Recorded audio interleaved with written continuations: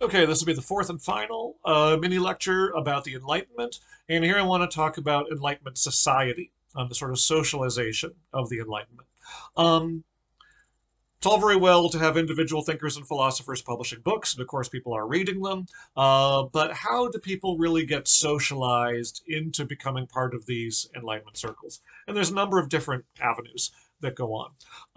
One significant phenomenon, originating especially in France, but then you get examples of this cropping up in other parts of Europe, in Berlin and London and Madrid and Barcelona places, is the salon. Okay, no, this is not a hair salon. People are not going for haircuts. It just means a room.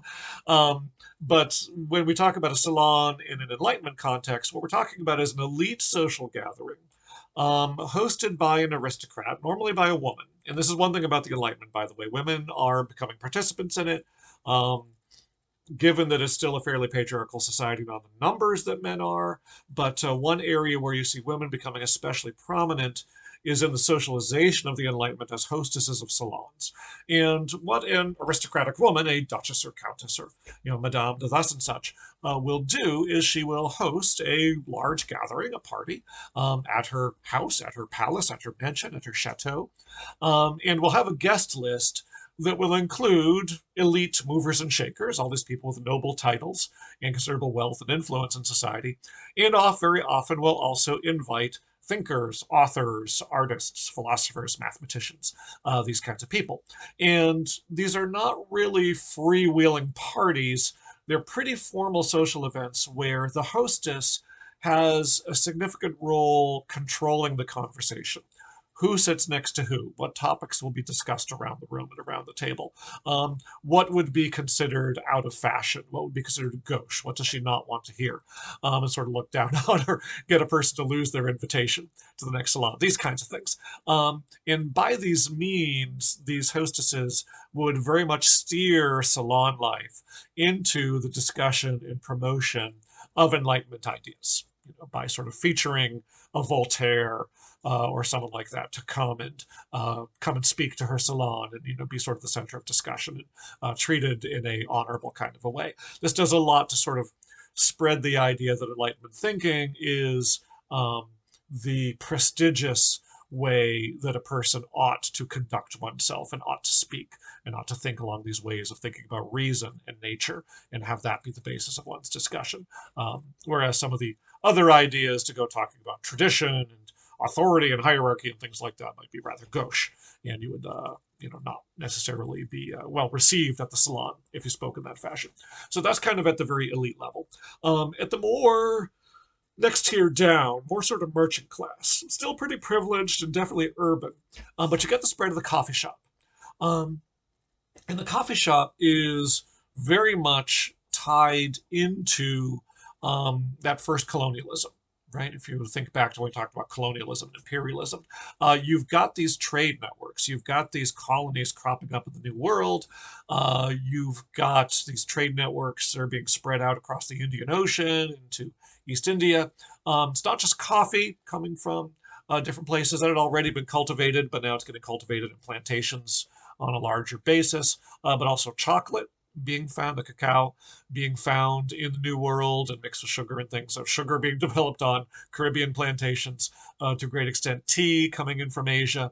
These sort of chocolate usually being consumed as hot chocolate as a drink. The sort of solid bar chocolate will be more of a later development. But hot chocolate, tea, coffee, sort of coming in along these global trade networks into European centers as areas of sort of luxury consumer consumption. You get businesses popping up, coffee shops, which are a bit more fashionable for the middle class than old fashioned taverns, right? And the coffee shop starts to kind of take its place as the more prestigious middle class place for merchant social gathering. Rather than go to a tavern and swig down ale, you're going to go to the coffee shop and drink tea or drink coffee or hot chocolate. And so these coffee shops become social centers for the middle class. And coffee shops are also closely associated with the rise of newspapers, right? Starting early in the 1700s. Um, Publishers are starting, the printing press has been around for a couple hundred years by this time, 250, 300 years by the time you get into the 1700s. They're fairly widespread. Earlier in the early modern period, you'd have the broadsheet, which is kind of a big poster-sized publication, which might have news or stories or propaganda or religious messages or all kinds of things like that. By the 1700s, the old broadsheet you'd sort of plaster up on a wall and people would read it out loud in the public square. It's starting to grow and get more complex and turn into the newspaper. Some people have subscriptions at home, but newspapers are especially circulating in the coffee shops. And the editors and publishers of newspapers tend to be people, they're looking for content, they're looking for sort of a message and a mission for their newspapers to carry, and they find it in Enlightenment ideas, right? So as they're commentating on current events and social things that are going on, gossip about the salons and things like that, the newspapers very often have embedded in them these Enlightenment kinds of values and these Enlightenment ways of thinking, and does a lot to sort of popularize in the merchant class. Again, fairly, urban, prestigious, wealthier merchant class, but will do a lot to promote these Enlightenment kinds of ideas. Okay. So in the aristocracy, you might be attending a salon. In the merchant class, you might be going by a coffee shop. In these coffee shops, the newspapers are there. They're often getting read out loud. They're very raucous. They get sort of highly debated.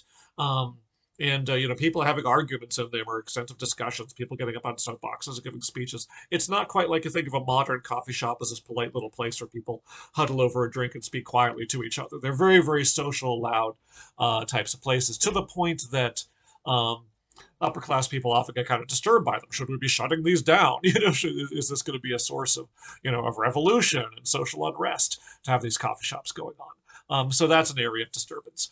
And then there's one other thing. I'm going to sort of add this in because it's come on my radar more recently, partly because of the magic class I teach as a directions class.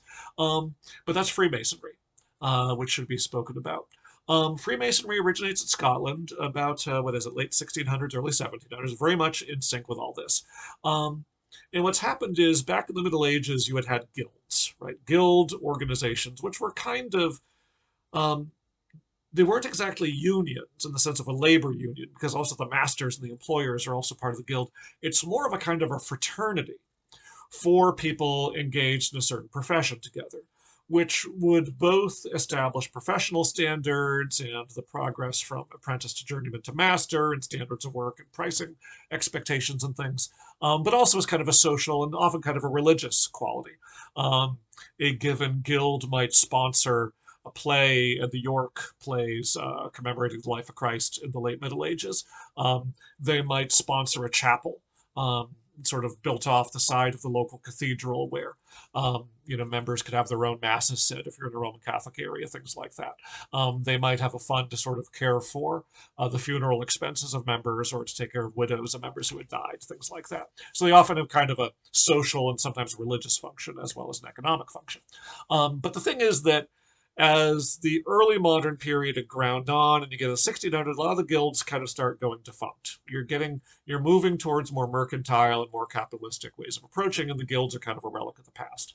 And what happens in Scotland is some people get the idea of taking the old Masons Guild, which has basically been mothballed. Nobody's really, it's not really an active guild anymore, but sort of taking its framework in reinventing it as a purely social organization.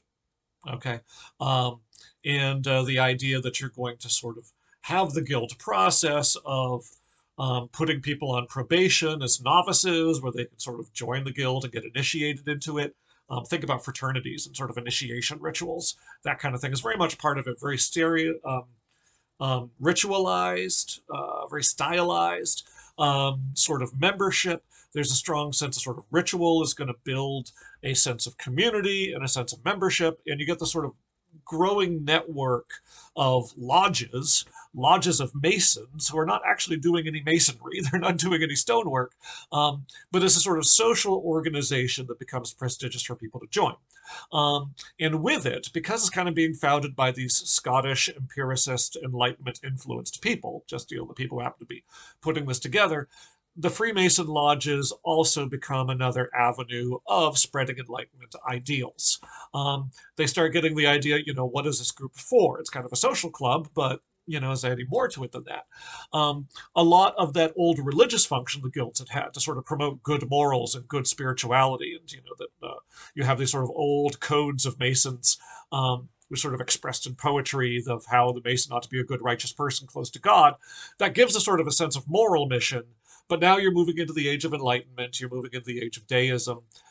So the Freemasons are going to sort of take that sort of old Christian moral imperative from the late medieval Christian guilds, trade guilds, and they're going to sort of translate that into an Enlightenment moral imperative to bring about social progress, right? They're going to be sort of an engine of bringing about a new, more enlightened world. Remember that Enlightenment ideal, you need sort of a new basis for authority and unity in society for people to know what's true and what's good to bring it all together. And the Masons say, this is the mission, right? This is what the Masons are going to do, is bring this about. So they spread Enlightenment ideals. They work for political changes along sort of Lockean type of lines. You want to start talking about equality. You want to talk about, civil rights and things like that. And sort of moving towards a more enlightened kind of society. And these Masons' lodges become an aspect of doing that. Again, kind of suspect to some people, right? You've got a kind of a closed society where they've got their sort of secret initiation rituals. Nobody's really sure what goes on. That emerges also a ranking system, keep initiating people into higher and higher stages within the lodges. And they're talking about changing society. And if you're an authority, that may not be a very comfortable idea. But that's the other thing. So between salons, coffee houses, newspapers, and Freemasonry, you've got sort of this social engine for expanding participation in and exposure to Enlightenment ideas and sort of Enlightenment style of doing things.